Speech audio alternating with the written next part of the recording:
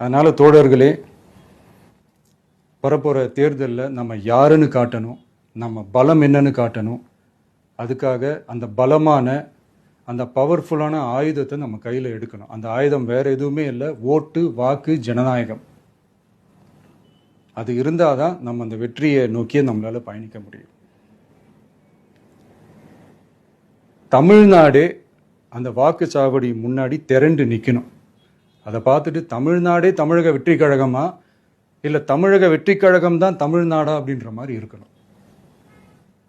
வீடுன்னு ஒன்று இருந்தால் தான் ஓடு மாற்ற முடியும்னு அறிஞர் அண்ணா அவர்கள் சொல்லியிருக்கிறாங்க. அந்த மாதிரி ஓட்டுன்னு ஒன்று இருந்தால் தான் இந்த நாட்டையே காப்பாற்ற முடியும். ஸோ அதனால் மை டியர் டிவிகே தோழர்களே, மை டியர் ஜென்சி படை பலமே,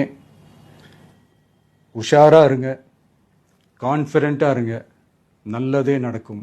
வெற்றி நிச்சயம். மீண்டும் சந்திக்கும் வரை நன்றி, வணக்கம்.